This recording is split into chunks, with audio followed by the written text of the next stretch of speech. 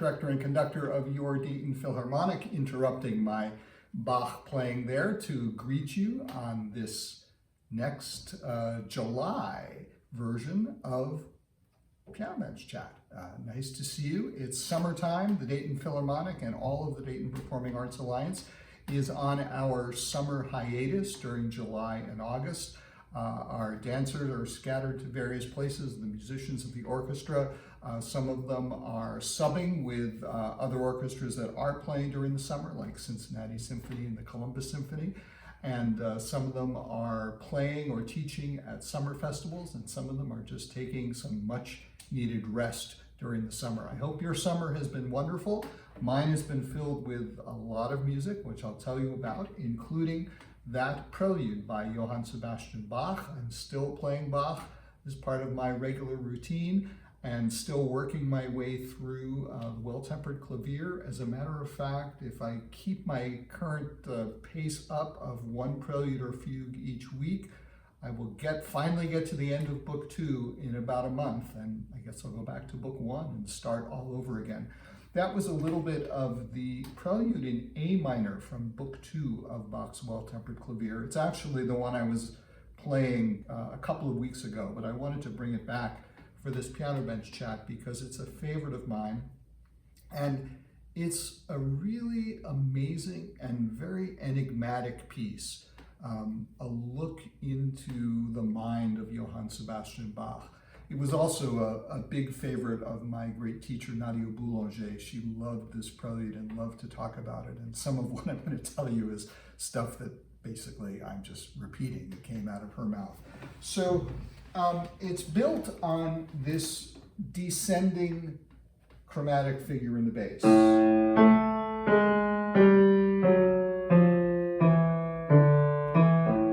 And you have a descending figure in the right hand as well.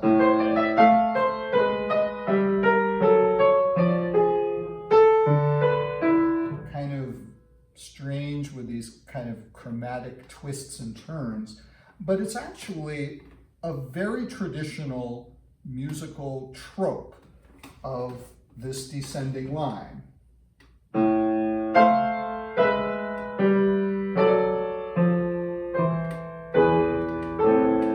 It was something which, by the time Bach wrote this prelude, that harmonic progression, that progression of chords with the descending bass line going down by half steps, is something that had been around for probably as much as 100 years, a kind of standard progression that lots of composers used. I would probably be pushing things to say it was like equivalent to... It wasn't quite the... Well, it might have been the Louis Louis of Bach's day, because almost everyone wrote pieces of music with that descending bass line. But what's interesting to me, especially about this particular prelude, is what Bach does with that material. First of all, it's not just the basic outline.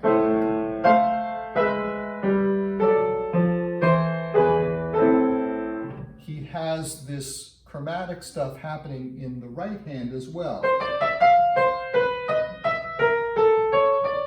Kind of sliding around. And as Bach often does, I mean, this is a prelude that's just for 2 voices. There's one voice in the left hand, one voice in the right hand.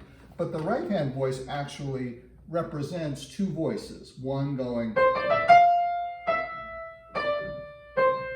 and then the other going, so you get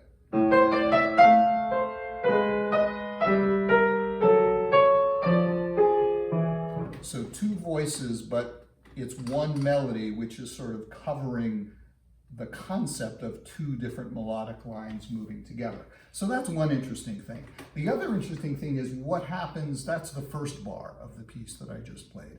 What happens in the second bar of the piece is that Bach flips everything, and the chromatic line, which was in the left hand, goes into the right hand, and what was in the right hand goes into the left hand.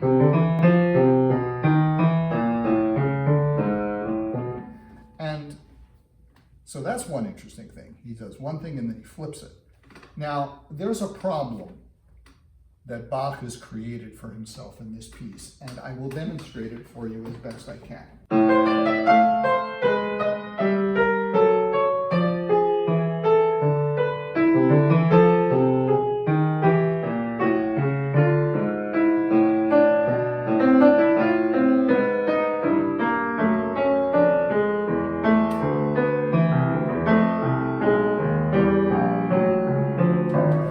Continuous downward path, and there's no way out of it. He's going to run. I mean, by that time he'd already run past. I had already run past where the end of Bach's keyboard was in Bach's day, but it sort of falls off the face of the earth. So having this continually descending theme, he's got to figure out a way to start going up again, or else he's going to run out of room. So this is what he does.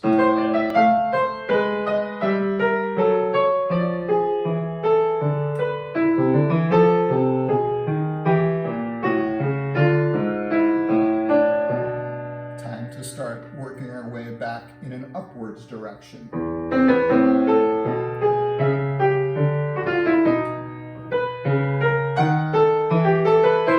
then he's set up again. So that little episode where he's working his way upwards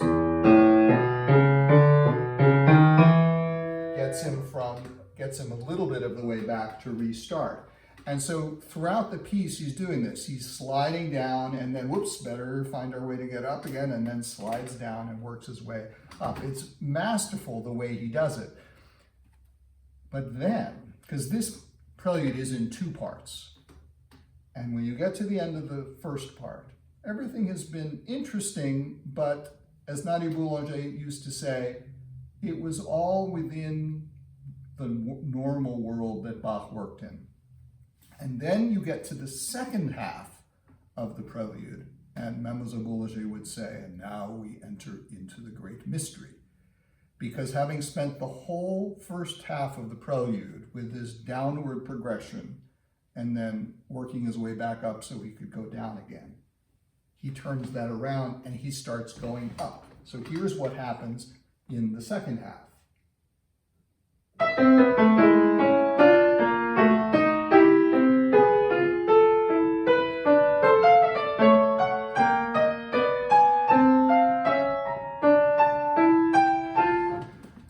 So the progression, which was now becomes, and it's all in reverse patterns, going up instead of, and what's different is that in the case of the downward descending figure, Bach had this tradition of the chromatically descending bass line.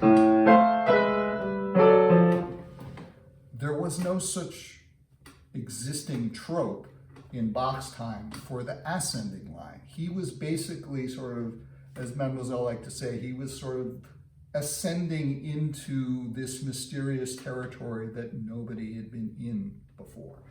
And so in the second half of the prelude, he has the same problem. Now he has an upward figure, so he needs to come up with something so that he can readjust himself downward. And then, of course, the magical moment happens when Bach does this about 2/3 of the way through.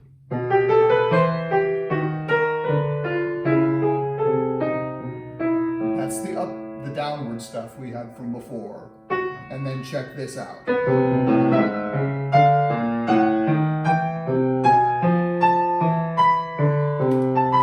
So he starts mixing the downward chromatic line and the upward chromatic line and uses that as the way, at least in this one case, of balancing the ups and the downs. It's just an amazing piece, and every time I find it on the piano bench in front of me, I am excited to play through this piece again and relive the magic of what Bach was doing, and of course relive the memories of Mademoiselle Boulanger putting down the gospel about this amazing piece of music.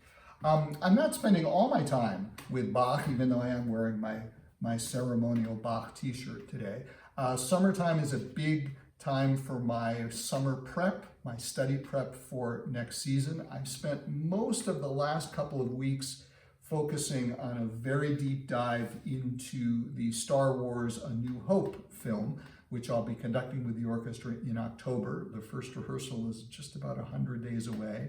And yes, I'm already busy working on it with the practice materials for the movie, where I see what I will see on my screen, which is showing the movie, but also showing these blips of light, which are called punches, which show me when particular moments are happening on the screen and with the music, and these vertical bars of light crossing the screen called streamers, which help you know when the next punch is going to come. It's all about staying synced with the music. And of course, the biggest thing that syncs you with the music is you have in your ears a click track of the tempo.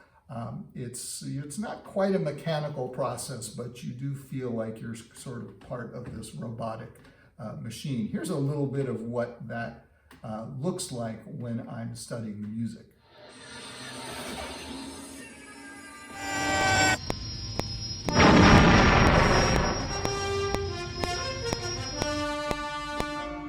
Rebel base, 1 minute and closing. Hey, Dwight, let's close it up. We're going in full throttle. That'll keep those fighters off our back. Right with you, boss. Luke, at that speed, will you be able to pull out in time? Be just like Beggar's Canyon back home.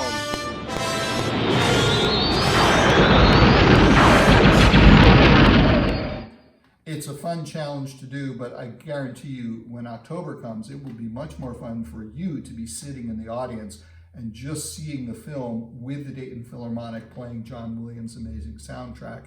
And you will not be hearing clicks in your ears, nor will you be seeing punches and streamers. You'll just be seeing the movie. The other thing I've been spending time on, just started a few days ago, is a similar deep dive into another big project I have for the fall, which is Stephen Sondheim's Sweeney Todd, which I'll be conducting for Dayton Opera. And that is an absolute thrill. It's one of my favorite pieces. And I'm working my way through both. I've already played through the piano score. Now I'm working through the full orchestral score and sort of just beginning to see what I have to do to get this all packed into my head. So my summer's going to be fun, but it's also going to be filled with music, and I'll fill you in a little bit on what's going on next month at our next Piano Bench Chat. But in the meantime, have a wonderful summer, and we'll see you next month, and we'll be gearing up for the return of your Dayton Performing Arts Alliance, Dayton Ballet, Dayton Opera, and Dayton Philharmonic coming up in the fall. And I'm going to finish things up now with Mr. Bach.